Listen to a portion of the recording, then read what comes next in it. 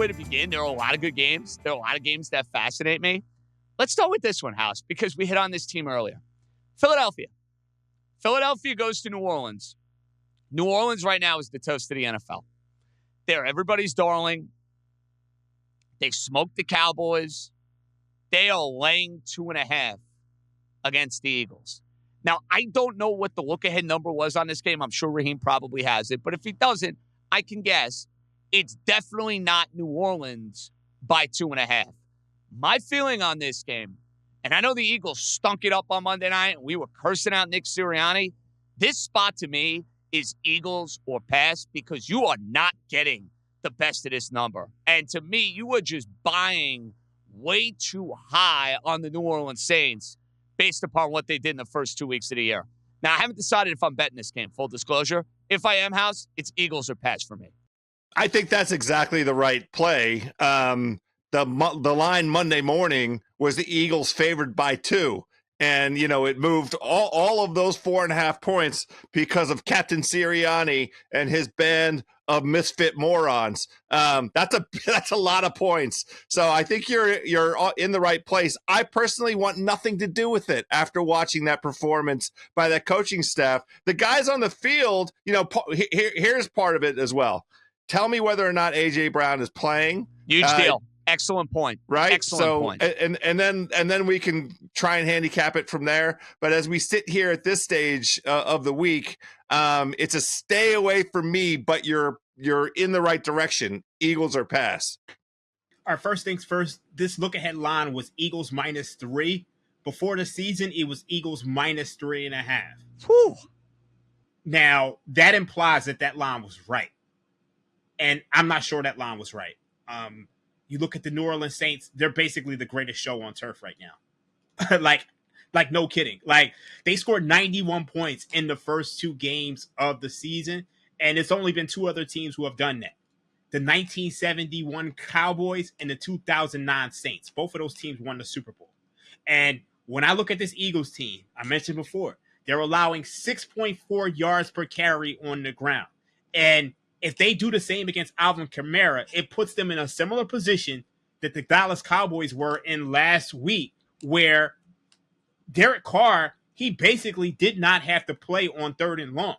And I think that's a tough situation. And you look at the Saints, they scored on every single drive of the season. Like, they started the first 6 drives last week against the Cowboys with 6 touchdowns. So I think that's repeatable against this Eagles team who are coming off of a short week. Now, from a numbers perspective, you could say, well, the Saints are probably laying too much compared to the look-ahead line, but who's to say that this is the peak? So this is my suggestion right here. The other day on the podcast, The Hook, myself and Anthony DeBundo, we spoke about this, but the Saints were 33-1 to win the Super Bowl, and they were 13-1 to win the NFC.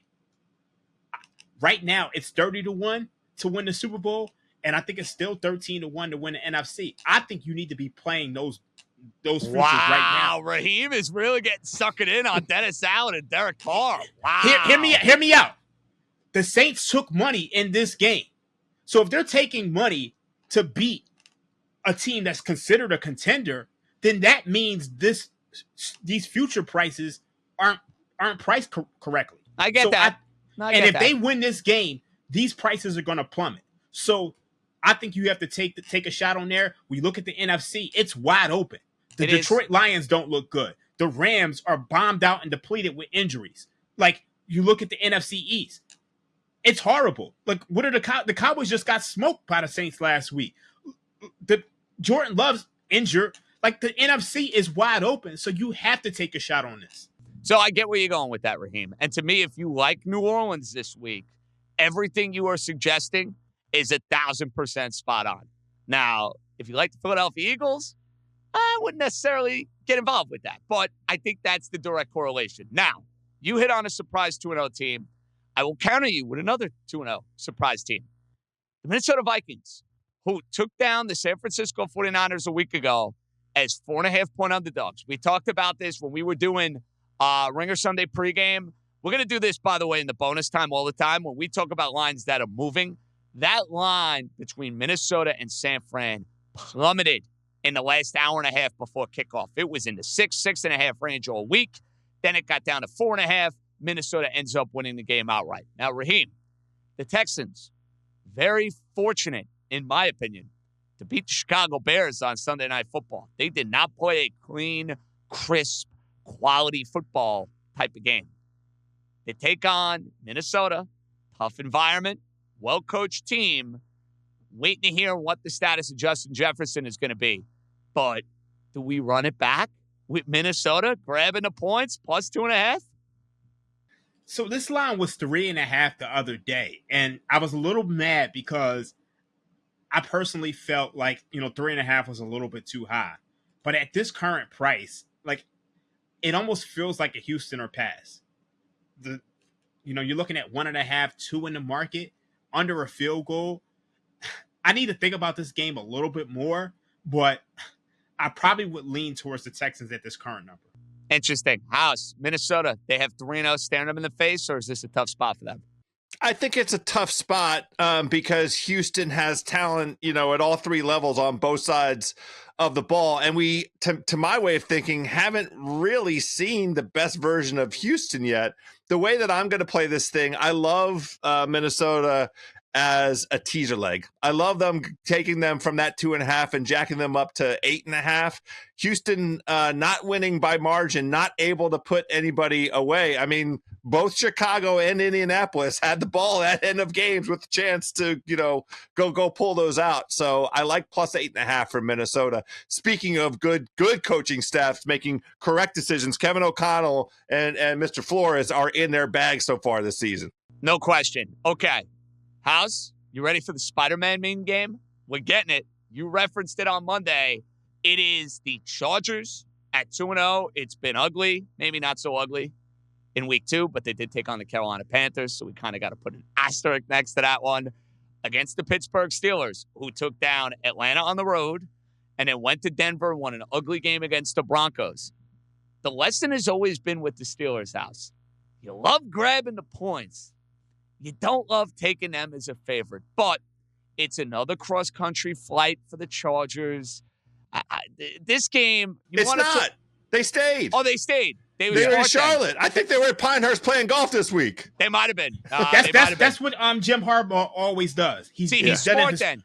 He's always done with the 49ers when he was coaching them as well. Well, guys, I missed out on that. Shame on me for that. House, this now kind of solidifies my Charger-like for this game.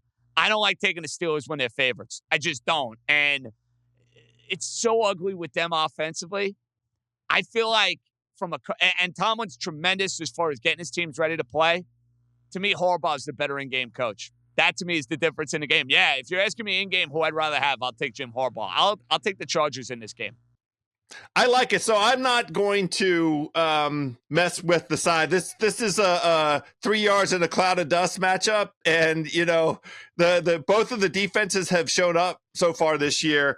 I think it's a tremendous teaser leg. I just conveyed my enthusiasm for Minnesota. The Chargers going from my plus 1.5 up to plus 7.5 in a game where the total is 35.5, and it's probably going to go lower because the public is going to be looking at this game and like, oh, look at this, these two teams, it's going to be 13-10. So getting the Chargers into 2-score territory is definitely the way that I am inclined to play this one. How concerned are you about Justin Herbert's injury?